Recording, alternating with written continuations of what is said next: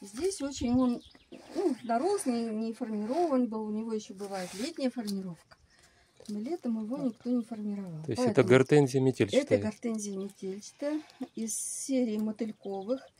У нее комбинированные соцветия и фертильных и стерильных цветочков. Но сейчас их не видно, потому что они облущиваются осенью. Значит, сначала удаляются все тонкие и все побеги, которые растут внутрь куста. Вот просто вот все, что как бы видишь, да, и это называется на кольцо, то есть вдоль стебля убирается, пеньков не оставляется. Вот этот вот все очень тонкое, вот прям веточка, да, и на ней все тонкое. На веточке внизу вот этого всего отросшего всегда есть спящие почечки. Вот их легко нащупать, и лучше их убрать вот на хорошие спящие почечки. Это кустик маленький, поэтому мы на одно междоузлие обстригаем в полусантиметре от почек. Вот следующая веточка, да, вот этот внутрь растет. Мы его немножко тут пенечек оставили. Вот, а у веточки, вот на эту почечку и уберем, чтобы очень короткая была обрезка, тогда будут очень крупные шапочки, цветы. Значит, это внутрь растет. И убираем, а он вообще весь побег растет внутрь куста. Вот этот побег, да? Вот мы вот этот внутрь куста убираем всю веточку. Вот этот растет внутрь куста. Да? Мы его опустим. А чем плохо, когда внутри куста растут? Они загущают и перекрещиваются побеги, трутся, и кора сдирается, они заболевают и умирают. Вот этот растет внутрь куста. Так, вот. Вот этот можно опустить. Вот можно вот так сделать. Вот этот убрать, кочерыжечку. Почему творческий процесс? Потому что вот эту ножку оставить. Хотя она с этой параллельно. Такой запущенный кустик. Вот так уберем. А этому вот здесь оставим кочерыжечку такую. Там почечка есть.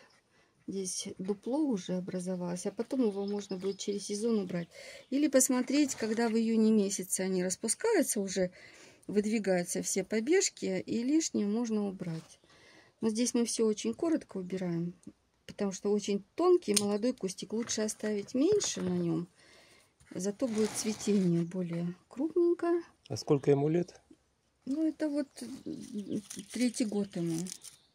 От черенка до вот этого состояния, вот ему 3 года. Будет 4-е лето, да? То есть весной 3 года назад был снят череночек, из которого выращено это растение. А здесь вот лучше вот на эту почечку опуститься. Вот и все. Ой, вот это не увидела. Он туда растет совсем ни к чему. И этот тоже. Вот, а теперь мы его, все срезы можно помазать, знаешь, вот это, которые буковки замазываются у компьютера. Можно зеленкой, можно живой корой, что есть. Да, живичной мазью. Да, чтобы они присохли, но почечки не засушили. И вот. Обрезку лучше делать до распускания почек. До распускания вот сейчас, да, в конце марта. Это в Сумской области. Да. Уже в начале апреля они, наверное, скоро распустятся. Если вот так постоит тепло, то они, конечно, начнут распускаться.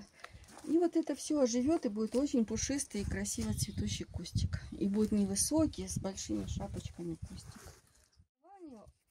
Когда лучше всего, когда он толщину с карандашик. Вот как бы вот такой. Но здесь такой не берут материал, берут годовалый, да? И обычно оставляют 2 почечки. Вот это деревянное черенкование. Их можно поставить в воду.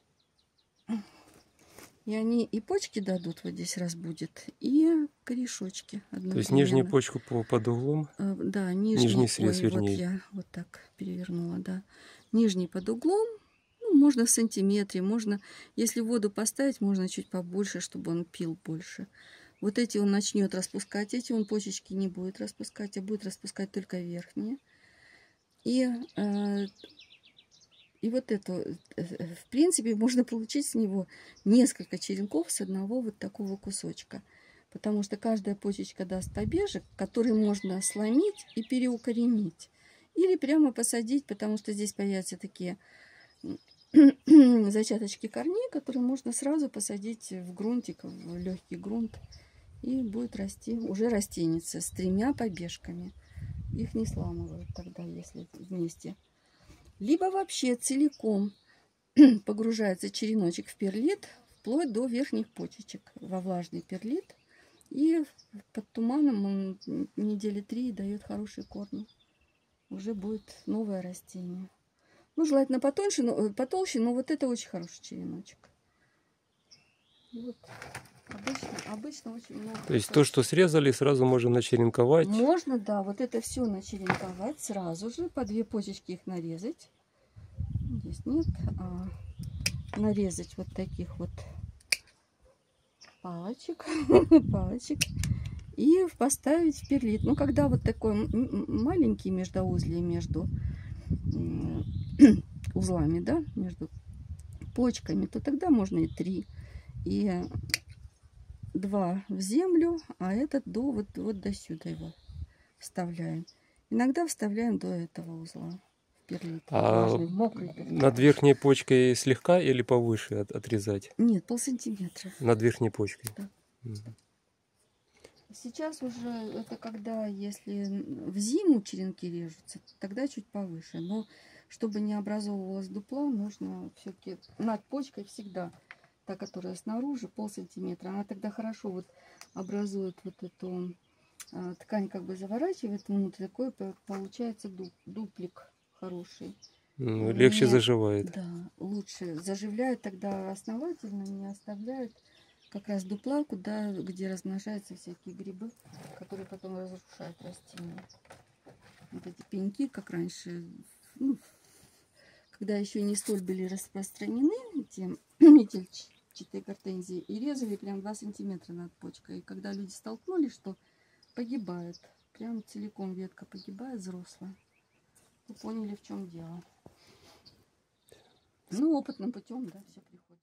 Можно рядом с кустом прикопать на расстоянии друг от друга, там сантиметра 3, накрыть бутылкой и не открывать очень долго, там, ну, месяц не открывать, там появятся почки, а потом постепенно приучить их к свету, ну, так, чтобы прямое солнце на них не падало. Ну, в полутени там. Да.